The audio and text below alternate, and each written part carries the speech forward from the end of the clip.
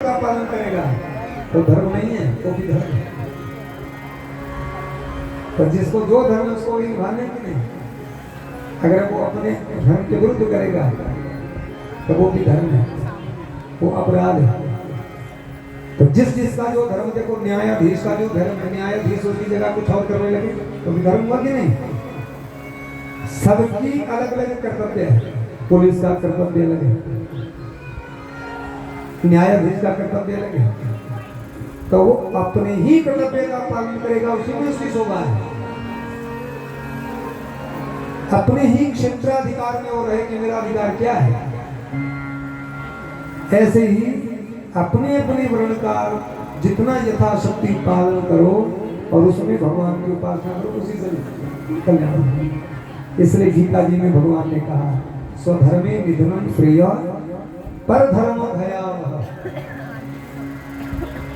श्री सुखदेव स्वामी राजर्षि परीक्षित के पावन प्रसंग कह करके अष्टम स्कंध में प्रवेश करते हैं। अष्टम स्कंध में 14 मनमंत्रों में होने वाले भगवान की लीलाओं का वर्णन। आजकल चल रहा है 7वां मनमंत्र, सप्तमे वैवस्वत मनमंत्रे। मनमंत्र में होने वाली भगवान की लीलाएं।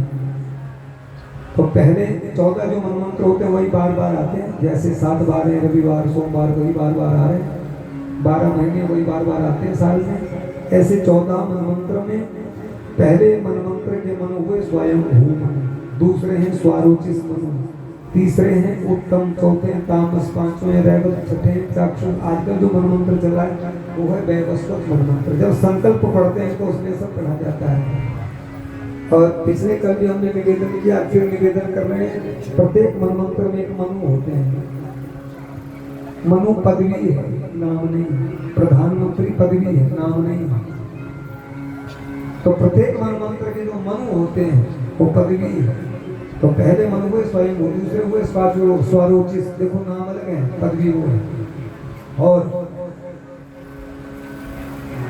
तामस मनमंत्र में भगवान ने गजेंद्र का उद्धार किया। सुखदेव जी कह रहे थे पर्वत से हाथी आया, पानी पीने लगा, मगरमच्छ ने पांव पकड़ा, बड़ा जोर लगाया, नहीं छूटा, कई दिन हो गए। तब हाथी को भगवान का स्मरण हो गया। बोले गुरुजी वो तो पशु था, उसको कैसे भगवान की याद आ गई? बोले पशु तो अब बना था, जानते हो पिछले जन्म में क्या था? सुखदेव जी कह रहे वो इंद्रदुम्न राजा थे। क्या किया इंद्रदुम्न राजा ने? खूब बढ़िया राज व्यवस्था चला रहे हैं, उनके मन में ऐसा आया कि हम भी खूब तप करेंगे। अपना कर्तव्य पालन छोड़ करके चले गए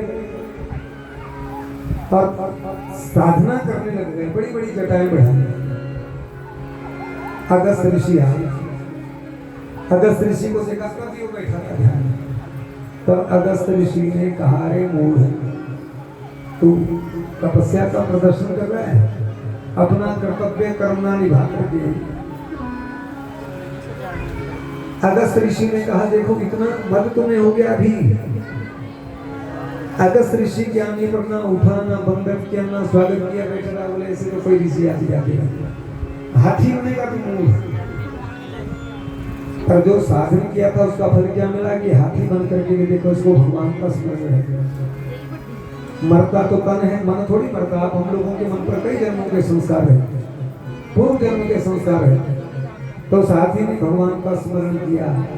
भागवत जी में इसी स्तुति को कहते हैं गजेंद्र मोक्ष, गजेंद्र स्तुति। प्रातः काल जो स्तुति का पाठ करते हैं उनको कभी स्वप्न नहीं आते, और अंत समय में उनको विमल मति प्राप्त होती, भगवान का स्मरण। बड़े बड़े संकट से निवृत्त होने का ये सिद्ध स्तोत्र है भागवत जी में, श्री गजेंद्र मोक्ष। एक एक मंत्र भागवत जी का सिद्ध मंत्र है। योग रंधित कर्माणो योगेशम तम नतोस्मि हम। इतनी सुंदर स्तुति गजेंद्र ने भगवान की है। भगवान गरुड़ पर विराजमान होकर के आए, हाथी ने एक पुष्प तोड़ा, कमल का फूल सरोवर से, और नारायण अखिल गुरु भगवान नमस्ते, हे नारायण हे अखिल गुरु, आपको प्रणाम करता हूँ। भगवान ने हाथी को बाहर निकाला, मगरमच्छ भी आ गया, चक्कर चलाया, ग्रह का उद्धार भी हो गया। हाथी को भी भगवान ने पशु की देह से जुड़ा दिया, दिव्य स्वरूप प्राप्त हो गया। देवताओं ने पुष्प वृष्टि की, सुखदेव जी मनमंत्रों के पावन प्रसंग में ये प्रसंग कहते हैं। बोलो भक्त वत्सल भगवान की जय। आइए अब भगवान के चरणों में वंदन करके आगे की कथा में हम लोग फिर प्रवेश करेंगे। मुझको माधव